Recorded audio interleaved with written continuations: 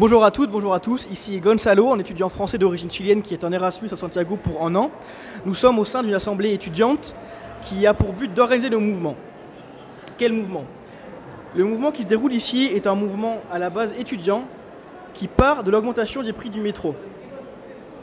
Mais ce n'est pas le seul élément. Effectivement, cette vidéo va avoir pour but d'expliquer un peu les événements qui se passent ici, sachant que l'information en France est ou inexistante ou de mauvaise qualité.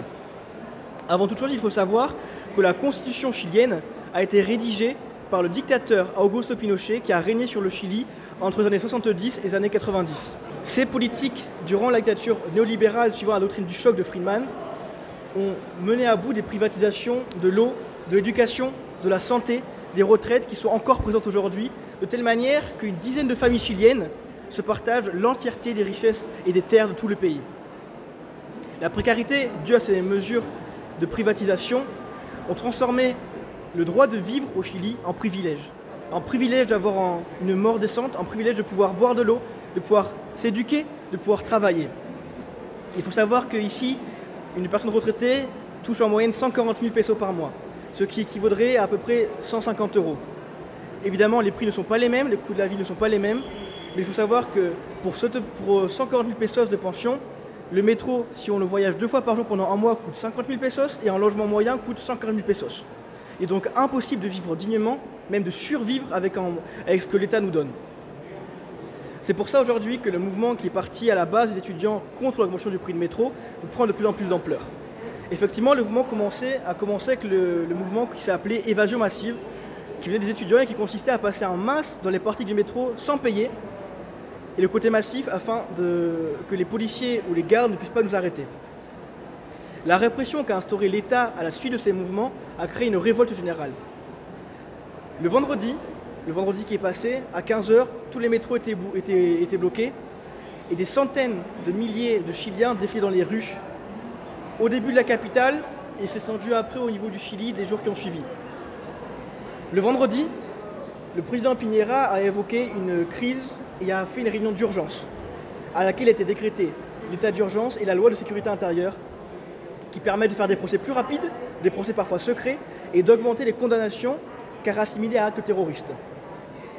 La constitution chilienne permet donc aujourd'hui aux militaires et aux policiers de se balader librement dans la rue et de tuer légalement. Les manifestations ici, qui sont des étudiants avec des casseroles, avec des bouts de pavé parfois, s'affrontent à l'armée de métier qui tire à la balle réelle sur les étudiants. Pour l'instant, on compte déjà 15 morts par balle et 8 morts par incendie dans les chiffres officiels, sachant que c'est l'armée qui donne les chiffres officiels, le nombre peut augmenter considérablement de manière non officielle. La constitution chilienne permet donc de massacrer la population précarisée qui depuis 30 ans souffre du néolibéralisme. Mais ce mouvement n'est pas prêt de s'arrêter.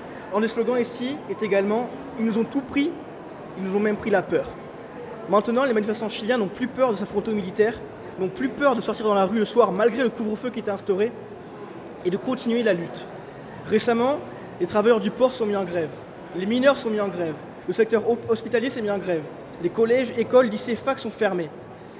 La population soutient totalement le mouvement, même si l'État, grâce à ses médias institutionnalisés, manipule totalement l'information, de telle forme qu'on peut voir dans la rue les télés qui engagent les acteurs pour filmer des contenus qui vont être diffusés après à la télé. Des contenus qui ont été préparés, qui ont été mis en scène par l'État lui-même. Aujourd'hui, le peuple demande la démission de Piñera, demande d'arrêter de suivre les mesures de politique d'austérité du FMI. Il demande un changement de constitution. Ce qui se passe ici, c'est un mouvement historique. C'est la première fois depuis la fin de la dictature qu'en démocratie, un président instaure l'état d'urgence et que les militaires sont de nouveau dans les rues, qu'on peut voir des tanks défiler dans les rues, des militaires tirés à balles réelles depuis les hélicoptères. Ce moment n'est pas prêt de s'arrêter et aujourd'hui les étudiants s'organisent, aujourd'hui les travailleurs s'organisent, aujourd'hui les retraités sortent dans la rue pour converger avec les étudiants. Alors n'hésitez pas à suivre les informations qui vont suivre sur Révolution Permanente, qui est directement implantée de Santiago, et de vous renseigner en faisant attention à la manipulation médiatique qu'il peut y avoir.